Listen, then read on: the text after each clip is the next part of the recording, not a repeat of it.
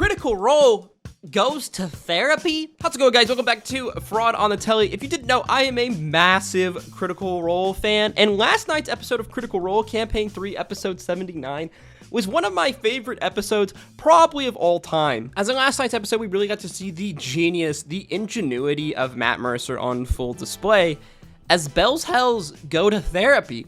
Join me in today's video as we discuss everything that happened in Critical Role Campaign 3, Episode 79, a spoiler warning where we got a bunch of reveals, a bunch of backstory lore reveals for our party. So if we remember last time we left off in Critical Role before the several-week break for the holidays, there was a bit of drama, a bit of controversy within the game. If we remember, Talison's character Ashton attempted to put the 2 shards of the Primordial Titan inside of him, which didn't really go very well. This sparked some drama within the party, and the group decided to put off their reconnaissance mission to the Red Moon of Ruidus, venturing to the Feywild to see Fearne's hag grandmother, Morrigan, in order to do a little bit of group therapy. Before we could get to the group therapy, though, there was a big major reveal for Fearne and Fearne's backstory. Finally, many of our party's characters' backstory has been surrounded in kind of mystery throughout most of our campaign so far. Slowly over time, these mysteries began to reveal themselves, but it felt like Fearne's backstory was still shrouded in this mystery. There was much about Fearne and her story with Morrigan, her hag grandmother, and her parents that we just didn't know about. Finally, though, Fearne confronts her mother, Birdie, who tells Fearne that her father is not who she thinks it is. In actuality, her father is not the kind-hearted man, Ollie, but is one of the members of the Unseelie Court, the ruling Fey creatures of the Feywild. Specifically, her father is Sorrow Lord Zethuda, the Fey creature entity upon Dragonback, who they fought the last time they were in the Feywild. We learned through Birdie that it was this Sorrow Lord's idea to have Fearne born under the light of a Ruidus moon on Exandria on the Prime Material Plane.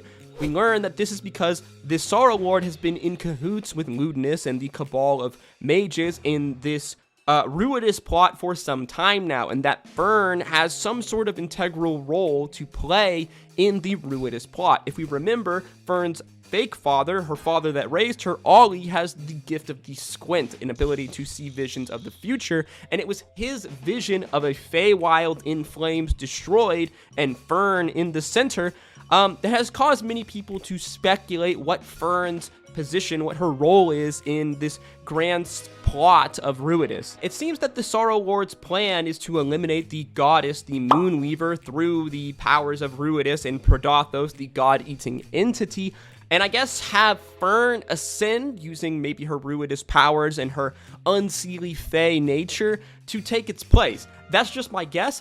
Who knows, but we're going to find out in the future. I can only imagine. This explains a ton with Fearne. One, the fact that she has larger proportions than her family, than her mother, which I always presumed was from her proximity to Morrigan the hag. I just assumed that Fearne had developed some kind of hag, nature inside of her from living with Morrigan, but it's actually from her father, a Unseelie Fey, royalty. This was the most major plot reveal, backstory reveal to come this episode, but it wasn't the only one, as our party then venture with Morrigan undertaking 3 tests of communication, trust, and honesty in order to further team build and work on their relationships with one another. Now, I really want to give a round of applause to Matt right now and how he conducted and constructed these tests. This is just like awesome DMing, like DMing fundamentals at its best. As a dungeon master, you can learn a ton from Matt Mercer and how he develops these really different types of tests and challenges for his players. Oftentimes I feel like 5e is kind of bogged down by its rather boring combat as vanilla 5e. I think a lot of people would agree with me. Its combat is rather monotonous, but when you have things like these types of challenges that aren't necessarily to do with combat, but use the same kind of like problem-solving part of your brain, an aspect that combat provides. I just find it really fun and a really cool way to kind of spice up vanilla 5e. So as we said, our party are undergoing a number of tests, of challenges in order to further build on their teamwork, as throughout our entire campaign, there has been very much cracks within the Mighty Nine. Sorry, not the Mighty Nine, within Bell's Hells. What am I thinking? The Mighty Nine. There's very much been cracks within Bell's Hells throughout the entire campaign, but this is because that they are Chaos Crew. They are the Chaos Crew incarnate, and many of the characters within our party are very complicated. There's a lot of different strands of like morality, gray morality.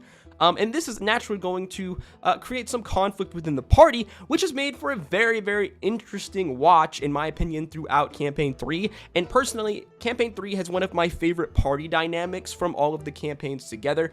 I personally love the insanity, the absurdity, and all of the conflict. I think it just makes for awesome roleplay, and it's fun to watch. Finally, though, it seems like our party is going to be forced to confront these different issues that they have with one another, starting off with first the test of honesty, as Morrigan transports our party into the depths of a crevasse. The only way they can escape is through revealing truths that they have, that they've been hiding to one another. An example of some of these truths being one, Imogen being scared to see her mother again, Laudna deep down inside, both her and Delilah wanting to possess the shard of power, Orem being super lonely all the time, which is just absolutely devastating and sad. Orem really does kind of have these sad boy vibes, which obviously makes sense because of the loss of his family, the loss of his husband. Probably, though, the biggest reveal, the biggest truth of all is Chetney finally giving us some concrete information on his backstory. Chetney tells us that he grew up in the Bramblewood Forest outside of Westruun.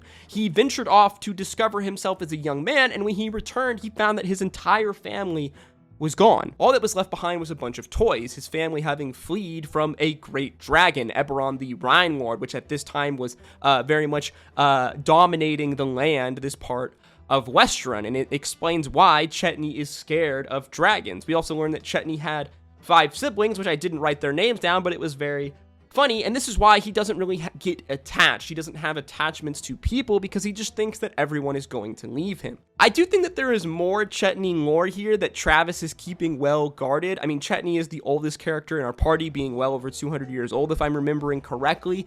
So there's a lot of lore there, and Chetney and Travis has very much kept Chetney's lore close to his chest. So I imagine that we're going to get even more Chetney lore revealed in the future. And it's so hard to speculate on what that could be at all because of how Travis has played the character. Ultimately, our group passed the test, receiving a magical item, and then they move on to test number 2, communication. This was probably one of my favorite of the tests, especially mechanically how Matt had conducted it, as he reveals that 3 of the party members will be blinded as he pulls out blindfolds, causing the players to put the blindfolds on. It's here that he implements a very fun, cool challenge. Basically, he pulls out a map, and the player has to move their mini across the map, which is basically a path over a crevice, without falling. They have to do so, though, with the communication, the help of their party members. My Dungeon Master brain absolutely loved this. This is such a fun, cool idea of thinking outside the box, and it's relatively, really simple. It's a really simple concept,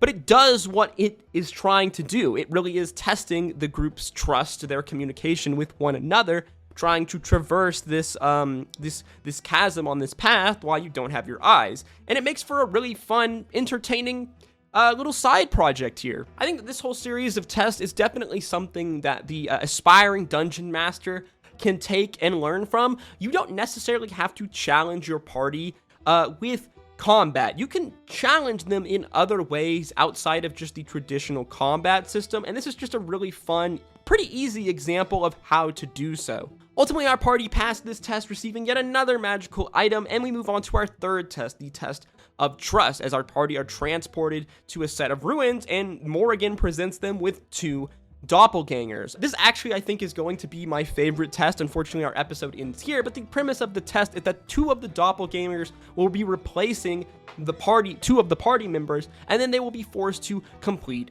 a challenge to go and find 3 ivory branches and bring them back, except the 2 doppelgangers will be actively trying to sabotage them the entire way.